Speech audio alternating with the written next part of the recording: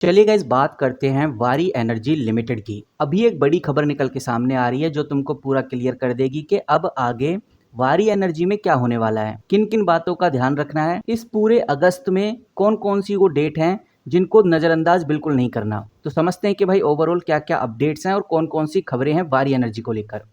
सबसे पहले हम ये देखते हैं कि जो वारी एनर्जी है उसने 31 जुलाई 2025 को एक बड़ी अपडेट दी। वारी एनर्जी ने कहा कि भाई गुजरात में हम 180 गीगावाट का सोलर मॉड्यूल मैन्युफैक्चरिंग फैसिलिटी हमारी जो है वो स्टार्ट कर दी है। अब इससे क्या फ़ायदा होगा? इससे कंपनी की जो कैपेसिटी है वो और ज़्यादा बढ़ जाएगी और फ़ायदा हर तरफ से होगा। इतना ही नहीं, इस फैसिलिटी को गवर्नमेंट भी सपोर्ट कर रही है क्योंकि ये जो फैसिलिटी है इंडिया का रिन्यूएबल एनर्जी गोल है उसको काफ़ी ज़्यादा अलाइन करता है। तो समझ में आता है कि जब से कंपनी ने गुजरात का प्लांट स्टार्ट किया है तब से ही हम कह सकते हैं कि एक अच्छी हलचल है वारी एनर्जी में।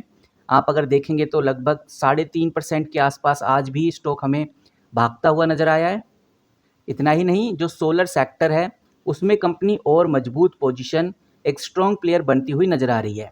तो ये सब कुछ तो चल ही रहा है। अब वारी एनर्जी ने बोला है कि हम 6 से लेकर 8 अगस्त तक बड़ी मीटिंग रखने जा रहे हैं और ये मीटिंग हम सिंगापुर में रखेंगे, हांगकांग में रखेंगे और इस मीटिंग के अंदर बड़े बड़े विश्लेषक हमें देखने को मिलने वाले हैं, बड़े बड़े इन्वेस्टर्स हमें देखने को मिलने वाले हैं, बड़े बड़े इन्वेस्टर हमें देखने को मिलने वाले हैं। और ये जो मीटिंग होगी खासकर Q1 रिजल्ट जो आए हैं उसको लेकर चर्चा की जाएगी।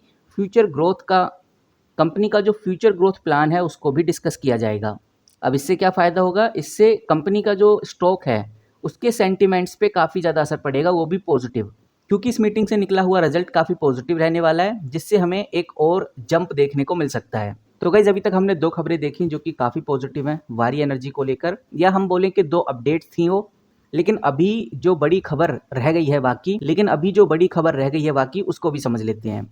जैसा आप लोग जानते हैं कि जो यूएस के प्रेसिडेंट हैं डोनाल्ड ट्रंप, उन्होंने 25% का टैरिफ थ्रेट दे दिया है जो कि 1 अगस्त से इफेक्टिव हो जाएगा। इससे जो सोलर सेक्टर है उसके ऊपर भी काफ़ी प्रेशर आने वाला है। इतना ही नहीं, जैसा हम लोग बहुत अच्छे से जानते हैं, जो वारी एनर्जी की एक सब्सिडरी है जो अमेरिका के अंदर भी काम कर रही है, तो उसकी मैन्युफैक्चरिंग में भी इनडायरेक्टली इफेक्ट हमें देखने को मिलेगा।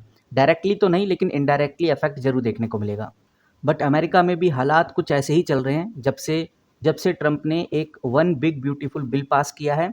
अब इस बिल के तहत कह सकते हैं कि जो सोलर, और इस बिल के तहत हम ये जानकारी, तो इस बिल के तहत हम ये कह सकते हैं जो सोलर रूफटॉप सिस्टम होता है जिस पे पहले 30% का टैक्स क्रेडिट दिया जाता था उसको अब ख़त्म कर दिया है।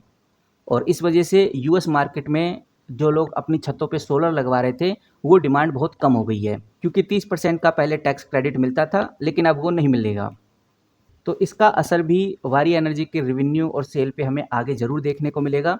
इसीलिए ये अपडेट भी काफ़ी खास हो जाती है। अब सबसे इम्पोर्टेंट और सबसे ज़रूरी सवाल ये आ जाता है, क्या कोई ऐसी न्यूज़ भी है जो ध्यान में रखकर चलनी है?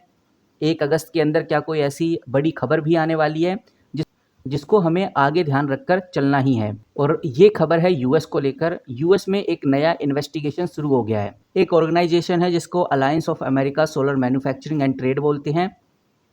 उसने यूएस गवर्नमेंट के पास एक पिटीशन डाली है जिसमें उन्होंने कहा है कि इंडिया से जो सोलर मॉड्यूल इंपोर्ट हो रहे हैं उनमें डंपिंग और अनफेयर सब्सिडीज़ हो सकती हैं। अब ये डंपिंग बहुत ही रिस्की मामला है। डंपिंग का मतलब यही है कि इंडिया अपने सोलर मॉड्यूल को बहुत सस्ते प्राइस में यूएस मार्केट में उतार रहा है, जिससे यूएस मार्केट के जो लोकल मैन्युफैक्चरर्स हैं उनको बड़ा लॉस हो रहा है।